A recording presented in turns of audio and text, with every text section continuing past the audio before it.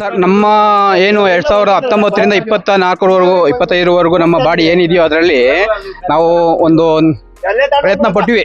ಒಂದು ಕಟ್ಟಡ, ಹಳೆ ಕಟ್ಟಡ ಇತ್ತು, ಅದನ್ನ ಕೆಡವಿ ಹೊಸ ಕಟ್ಟಡ ನಿರ್ಮಾಣ ಮಾಡಿ ಅದರಲ್ಲಿ ಒಂದು ಸ್ವಲ್ಪ ಬಾಡಿಗೆ ಬರಬೇಕು, ನಮ್ಮ ಸೊಸೈಟಿ ಇಂಪ್ರೂವ್ಮೆಂಟ್ ಆಗಬೇಕು ಅನ್ನೋ ನಮ್ಮ ಎಲ್ಲ 11 ಜನ ಡೈರೆಕ್ಟರ್ಗಳಿಂದ ಒಂದು ಇಂಪ್ರೂವ್ಮೆಂಟ್ ಆಗಿದೆ. ಇನ್ನು ಮುಂದೆ ಅದು ಬಾಡಿಗೆ ಕೊಟ್ಟಿಲ್ಲ.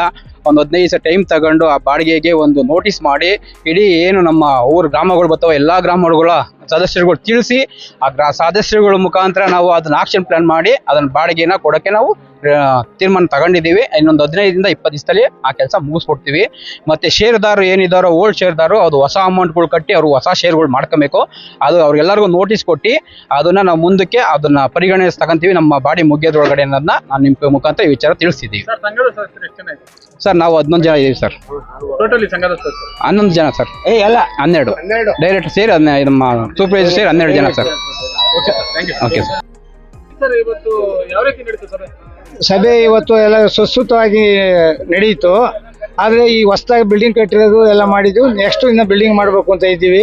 ಅದು ಕಾರ್ಯಕಾರಣ ಮಾಡಿರೋ ಎಲ್ಲ ಒಪಿನಿಯನ್ ಮೇರೆಗೆ, ಜನಗಳು ಪ್ರತಿಯೊಬ್ಬರ ಒಪಿನಿಯನ್ ಮೇರೆಗೆ ಎಲ್ಲ ವರ್ಕ್ ಮಾಡಿದ್ವಿ, ಕೆಲಸ ಮಾಡಿದ್ವಿ. ಮಾಮೂಲಿ ಮಾತು, ಸ್ವಲ್ಪ ಮಾತು ಜನಗಳಿಗೆ ಉತ್ತರ ಕೊಟ್ಟರು. ಸೇರು 100 ರೂಪಾಯಿ ಸೇರಿತ್ತು, 1000 ಮಾಡಿದ್ವಿ, ವಜಾ ಮಾಡ್ತೀರಾ ಅಂತ ಹೇಳಿ ಜನಗಳು ಚರ್ಚೆ ಮಾಡಿರು.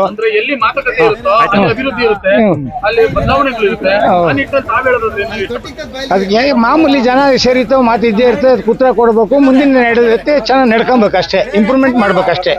ಅಷ್ಟು ಬಿಟ್ಟು ಇನ್ನೇನು ಮುಂದಿನ ದಿನದಲ್ಲಿ ನೆಕ್ಸ್ಟ್ ಎಲೆಕ್ಷನ್ ಫೆಬ್ರವರಿ ಮಾರ್ಚಿಗೆ ಬರ್ತದೆ. ಆಮೇಲೆ ಬಾಡಿ ಚೇಂಜ್ ಆದಮೇಲೆ ಯಾರ್ಯಾರು ಏನು ಅಭಿವೃದ್ಧಿ ಮಾಡ್ಕೊಂತಾರೆ ಅದ್ರ ಮೇಲೆ ಸೊಸೈಟಿ ಇಂಪ್ರೂವ್ಮೆಂಟ್ ಮಾಡ್ಬೋದು ಅಷ್ಟೇ.